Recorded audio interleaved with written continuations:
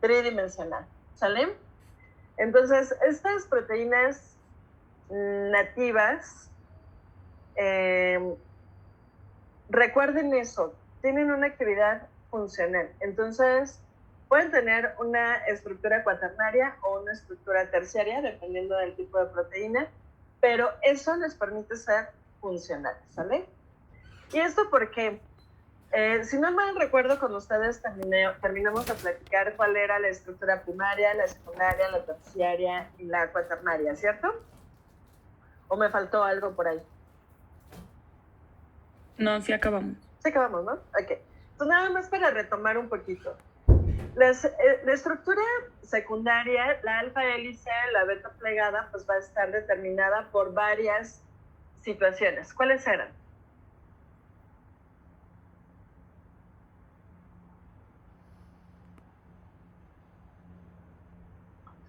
Pues depende como de, o sea, cada cuántos aminoácidos se unan, ¿no? Bueno, una proteína necesita tener arriba de 100. Bueno, en el caso de la alfa hélice era de que si su forma era como zigzag o ahora sí como enrolladita. O sea, alfa hélice o beta plegada. No. Era. O sea, es que es de los puentes de hidrógeno. Ajá. Y en el caso de la beta plegada, dependía si, por ejemplo, en un mismo lugar estaba el carboxilo, lo que antes era el carboxilo del residuo de aminoácido, y después el carboxilo, y después el carboxilo, o el carboxilo, el amino y el carboxilo. Ok, pero para que una proteína se pliegue en alfa hélice o beta plegada, ¿qué preferencias hay en ambos casos? Por puentes de hidrógeno. Ajá, pero las dos tienen puentes de hidrógeno. Tienen que ser de la misma carga, ¿no? Perdón, Dana. Tenían que ser como de la misma carga o diferente carga, ¿no? ¿Para qué? ¿Para alfa o para beta? Para beta tenían que ser de la misma carga. Exacto, muy bien. Entonces, una de las características es esa, que cuando hay aminoácidos que tienen la misma carga positiva o carga negativa, es más fácil que adquieran una conformación beta. Y en alfa hélice, pues ahí como que la situación sería de que no puede haber aminoácidos de la misma carga consecutivos. Muy bien. ¿Qué otra cosa? Fernando. Muy bien, Fer. Una pregunta. ¿Sí? ¿Todos o solo la mayoría deben de tener la misma carga para que tenga una conformación beta? No, algunos. O sea, no necesariamente.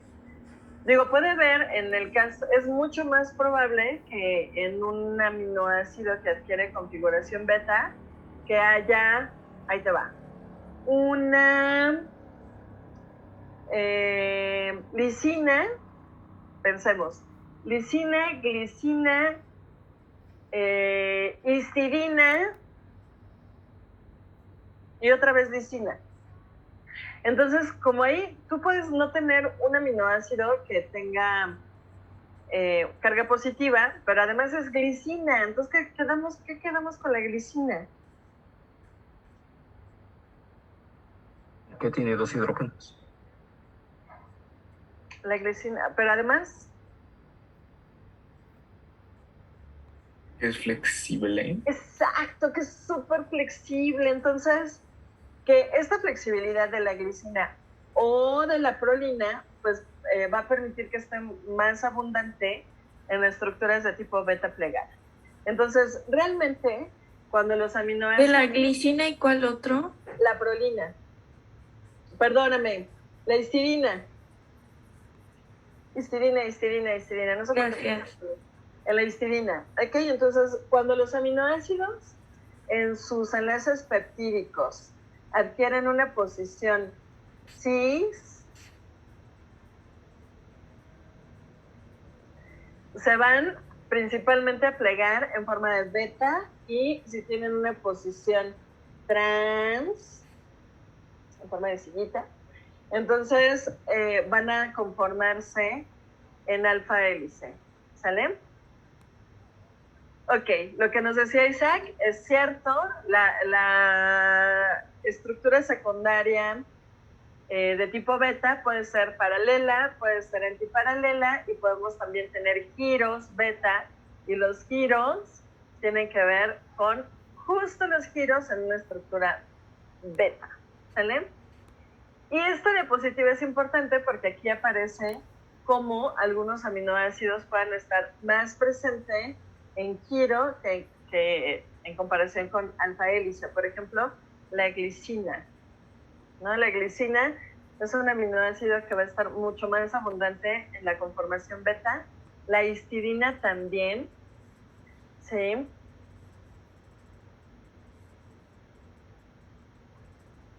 Aquí está. Entonces, este aminoácido, acuérdense, tiene una posición en formación cis, que más fácilmente puede estar asociado a la beta plegada, ¿sale?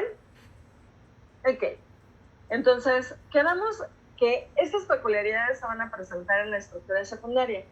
La estructura terciaria, digamos que en la estructura secundaria, esta forma de torsión se va a deber a los puentes de hidrógeno.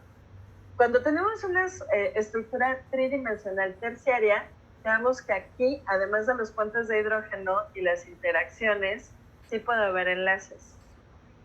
Entonces, puede haber puentes o enlaces. Este es un enlace disulfuro, o puede haber un enlace iónico, ¿ok? Además de las interacciones de los puentes de hidrógeno. ¿Sale? Entonces, esto nos va a generar como un sobreenrollamiento, ¿sí? Que aquí se representan estas líneas, que pueden ser cualquiera de estas interacciones, y esto va a permitir que haya como una estabilidad en la forma en la que se está plegando la molécula, bueno, la proteína, ¿eh? Y además, la estructura cuaternaria. Entonces, vemos que la estructura cuaternaria iba a estar conformada por varias subunidades. Eso es lo más importante de una estructura cuaternaria. En estas estructuras cuaternarias nosotros podemos encontrar 2 subunidades, 3 subunidades, 4 subunidades. Pueden ser iguales, pueden ser distintas, y todas van a adquirir una conformación que le permita funcionar de manera adecuada. Entonces, esta estructura tridimensional de las estructuras cuaternarias, por ejemplo, en el caso de la hemoglobina, va a permitir que otros grupos prostéticos se asocien y entonces puedan funcionar de manera correcta. Cuando todo esto sucede, la asociación de los cuaternarios, se dice que cada subunidad va a ser un protómero, ¿sale? Muy bien, aquí del lado derecho les puse una imagen. Hay varias aplicaciones que se utilizan para modelar proteínas. En este modelamiento, cuando nosotros sintetizamos proteínas, nuestra síntesis de proteínas pues está determinada genéticamente, ¿no? Nosotros llevamos a cabo un proceso de transcripción en donde el RNA mensajero después tiene que traducirse, un proceso de traducción, donde se acuerdan que el RNA mensajero sale por el poro nuclear, entra al ribosoma, en el ribosoma se traduce, cada 3 secuencias de bases nitrogenadas se transforman en un aminoácido, y entonces esos aminoácidos se van elongando, se forma un péptido, y ese péptido tiene una estructura que es el péptido señal, y entonces es una secuencia que le va a servir como guía. Les platiqué que la información más viejita nos dice que este péptido señal lleva al retículo endoplásmico liso, pero información más reciente nos dice que este péptido señal no estrictamente nos va a llevar al retículo endoplásmico liso, también nos puede llevar a otros organelos para que estas estructuras pues se transformen, algunas de ellas se plieguen, otras se reutilicen y tengan una configuración tridimensional. Entonces, en el retículo endoplásmico liso se van a utilizar unas proteínas que se llaman chaperonas, y entonces las chaperonas lo que van a hacer es terminar de plegar, ¿ok? Esto está determinado genéticamente. Durante este plegamiento también se forman las estructuras cuaternarias. Se toman las subunidades, se acercan y se pliegan, ¿ok? Pero de manera artificial, por llamarlo así, en la industria farmacéutica, pues en muchas ocasiones se tienen que sintetizar proteínas que adquieran una estructura tridimensional. Entonces, estas estructuras tridimensionales pues se tienen que ir modelando, porque cuando nosotros nos tomamos algo, este algo se va a unir a una proteína o a otra molécula, ¿no? Entonces se tienen que modelar. Para este modelaje, pues han inventado un montón de programas. Hay muchísimos programas que seguramente van a utilizar alguno en proteómica. Y entonces, en proteómica, pues van a ver cómo en estos programitas, y también yo creo que en bioinformática quizá, pues las secuencias van a poder tener destinos de acuerdo a los tipos de aminoácidos, pero puede haber posibilidades. Entonces, en estos programas se utiliza esta configuración, en donde el alfa hélice, pues se utiliza esta imagen como si fuera una espiral, y la beta plegada como si fueran flechitas. Entonces, una proteína va a tener regiones de beta plegada, va a tener regiones de alfa hélice, y va a tener dominios. Entonces, estas tiritas, que se ven como delgaditas, son dominios, que también son una secuencia de aminoácidos, pero que no adquieren ni una estructura alfa hélice ni una estructura beta plegada, ¿sale? Y sin embargo, sí tienen función. Entonces, ya después, en el resto de sus materias, ustedes van a ir leyendo cosas muy interesantes, ¿no? Porque estructuralmente, pues, la forma tridimensional va a determinar la función. Cuando yo llevé inmunología hace muchos años, cosa que me impresionó, de verdad me impresionó, porque hay una molécula que se llama MHC. Hay de dos tipos, el TH1 y el TH2. El MHC tipo 2 son péptidos que no son tan gigantescos, o sea, uno es un péptido y el otro es creo que los dos son péptidos, porque no llegan a las 100 proteínas, pero tienen una configuración tridimensional. Los MHCs son secuencias proteicas que sirven como receptores, que se van a poner ahí en una célula presentadora de antígeno. Y esas banderitas van a exponer secuencias de antígenos, es decir, moléculas que van a desatar la respuesta inmune. Para que el MHC se una al antígeno, imagínense, es una proteína. Es una proteína que tiene una estructura secundaria en forma de beta plegada. Y entonces cuando yo lo leí me fascinó, porque estaba esta beta plegada, luego tenía alfas hélices, luego otra beta plegada, luego otras alfa hélices, luego por acá betas, ¿no? Pero la onda es de que tenía una configuración así, en donde aquí había betas plegadas, cuando leí la estructura.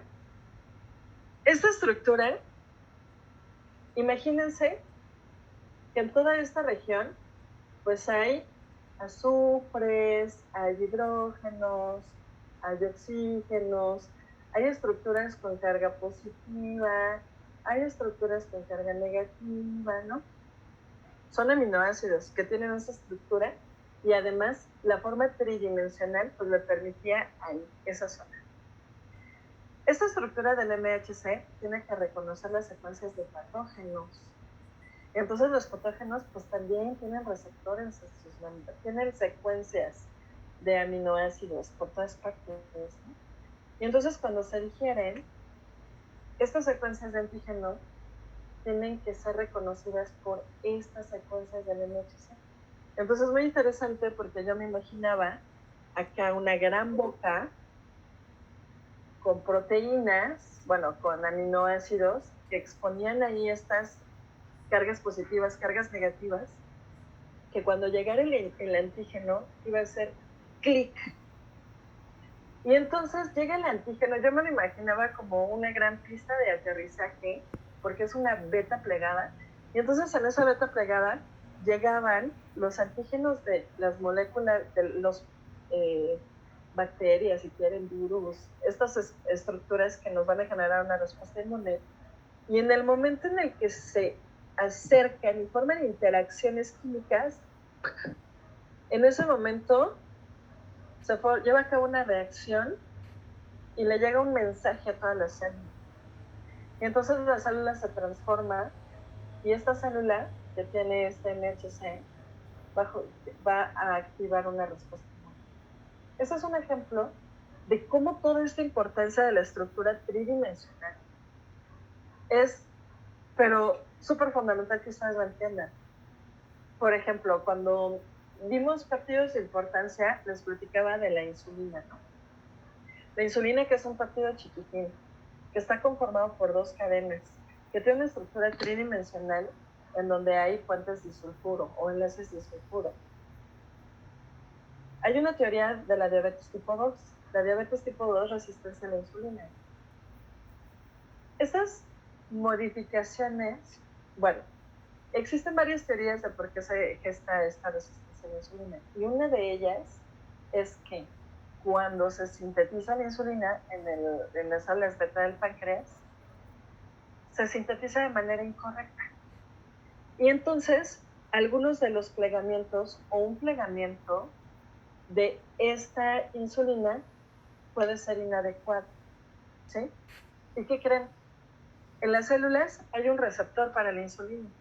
Y entonces, este es el receptor para la insulina, esta es la insulina, ese ligando, cuando se libera, cuando se une al receptor, se va a modificar la célula y va a enviar receptores tipo GLUTs, que seguramente les han hablado de los GLUTs en su materia de fisio.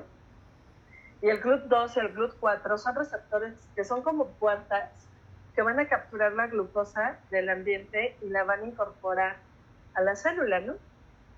Ahora imagínense que está este receptor de la insulina, pero la insulina ya sufrió una modificación o hubo un plegamiento distinto y entonces no se puede unir al receptor.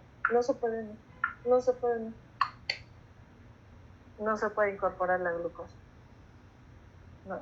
Entonces es súper importante que ustedes dimensionen que las estructuras tridimensionales son los que van a permitir la funcionalidad. Cuando una proteína está mal plegada, existe el riesgo de que aparezcan enfermedades. ¿Sale?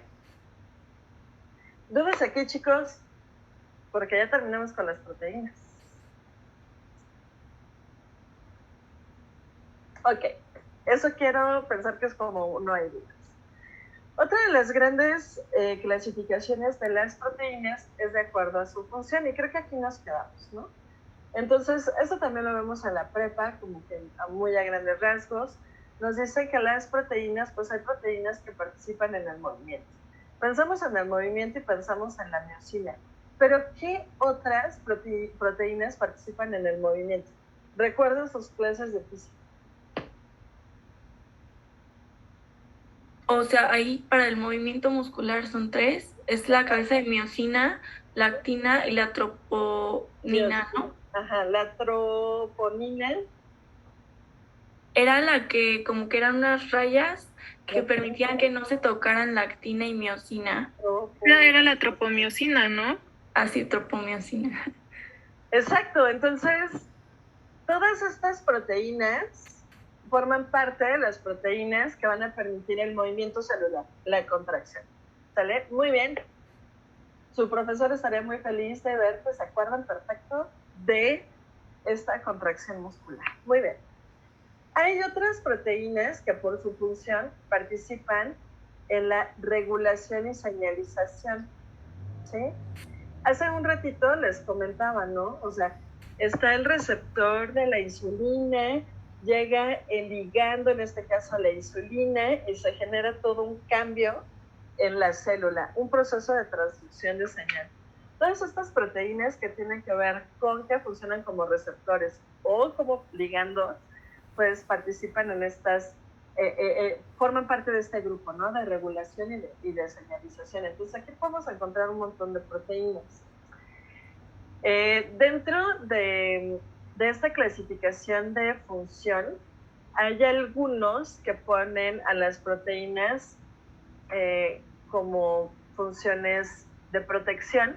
Aquí las inmunoglobulinas también forman parte de la señalización. Y es que, de verdad, las células inmunes van a activar restos celulares y van a cambiar la función de muchas otras células. Entonces, aquí las ponen en la regulación y en la señalización. En algunos otros textos aparece como otra forma de función de las proteínas, que es de protección. Entonces, allí ustedes no tengan como que tanto problema, ¿sale? Hay proteínas que funcionan como transportadoras, y entonces la mioglobina que transporta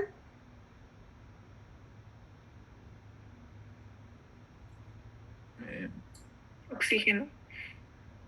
¿sale? El canal de potasio, pues potasio. Y la albúmina la vamos a ver cuando veamos metabolismo de los lípidos, porque la albúmina transporta triglicéridos, ácidos grasos, mejor dicho, ácidos grasos, ¿ok?